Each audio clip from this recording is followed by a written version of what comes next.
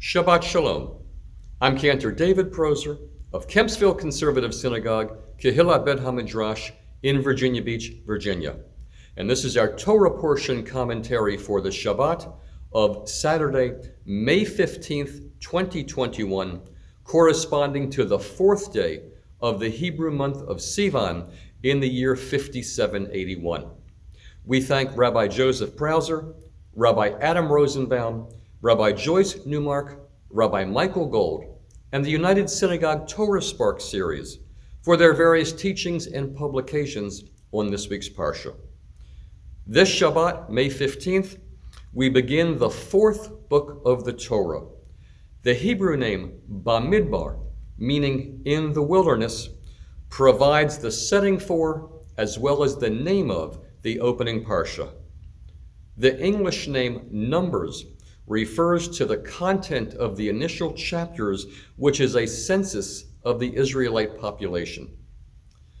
The confluence of the counting of a census in this week's Parsha with our current counting of the Omer is not lost on us as we come to the last few days of the Omer, counting off the days leading to Shavuot, beginning Sunday evening. I'll speak more on that later. Parshat Bamidbar begins on page 769 of the Eitz Chaim Chumash and page 568 of the Hertz. Having occupied ourselves with the details of priestly purity and ritual, we now turn our attention to the Israelite wanderings in the desert.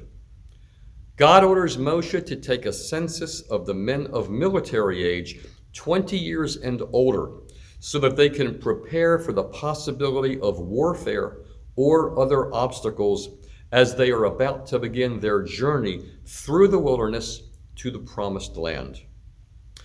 Excluding the tribe of Levi, there are 603,550 Israelite men of military age. We can estimate that if the women, the children, and the tribe of Levi were counted, there would be approximately 2 million people.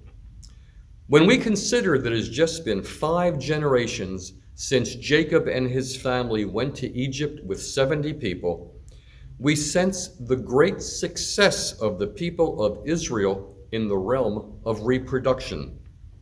We might also understand why Egypt was so frightened of the Israelites' increasing numbers. It appears that God's promise to Abraham, "I will make of you a great nation," has been fulfilled. According to Rabbi Ismar Shorsh, the former chancellor of the Jewish Theological Seminary, in truth, we never came close to being as innumerable as the stars. The paucity in our numbers drives us to take comfort in the profusion of quality, as we should, for never have so few influenced so many. Therein lies the fulfillment of God's promise to Abraham that his seed will be a blessing to all humanity.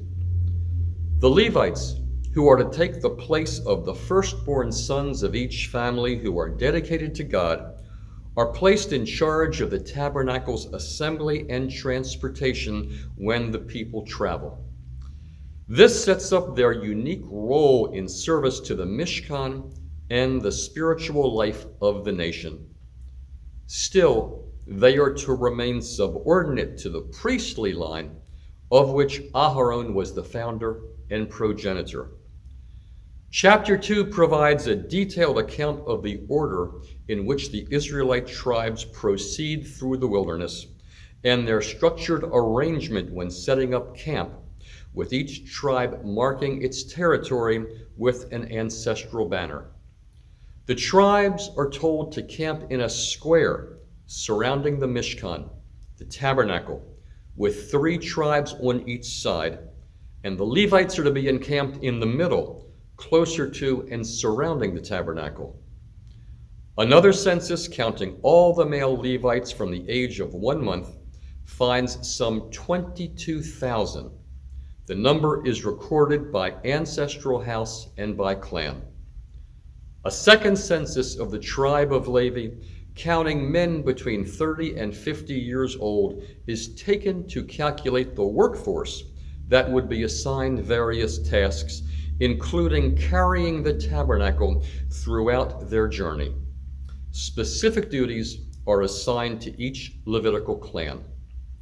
Similarly, the duties of Aharon and his priestly line in maintaining and preparing the sacred accoutrements and ritual objects within the tabernacle are also listed. The Parsha also includes the procedure that God outlines to Moshe to redeem the Israelite firstborn sons, whose obligation to serve in the tabernacle has now been transferred to the Levites. The Haftorah for this Shabbat is from the teachings of the prophet Hosea, chapter 2, verses 1 to 22, beginning on page 787 of the Eitz Chaim Chumash and page 582 of the Hertz. The opening words of the Haftorah compare the future numbers of the nation to the sand of the sea, and thus connect with the Torah, which gives the numbers of the Israelites in the wilderness. The prophet adds a ringing confirmation of God's hand in the population explosion from the time of Jacob and the time of the census at Sinai. The number of the people of Israel shall be like that of the sands of the sea, which cannot be measured or counted. An innumerable nation is a sign of God's favor. The restoration which Hosea foresees will mirror a prior movement of greatness squandered in faithlessness. As understood by the Midrash, Hosea's words apply to the distant past as well as to the remote future. Now, as to approaching Shavuot, as we mentioned earlier, this week and this weekend, leading up to Shavuot, is a complex time on the Jewish calendar. As we announced by the blessing of the new moon last Shabbat, Rosh Chodesh Sivan was observed a few days ago on Wednesday. Friday, Shabbat, and Sunday are Shaloshet Yemei Hagbalah, the 3 days of preparation preceding Shavuot, and recalling the 3 days of preparation and purification preceding the Sinai revelation.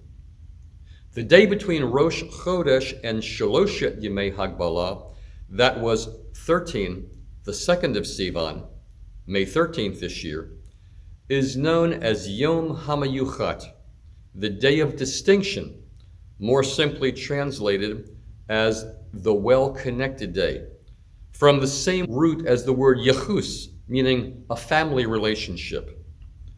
In part, this designation merely reflects the day's proximity to the special days preceding and following it. But there's also a tradition that it was on this day that God informed the Israelites that we were to be a nation of priests and a holy people. Yom HaMiyuchad took on an added festive element in the 20th century as the Six-Day War, so formative in the life of the state of Israel, concluded on 2 Sivan, Yom HaMiyuchad 5727. Shabbat Shalom, good Shabbos.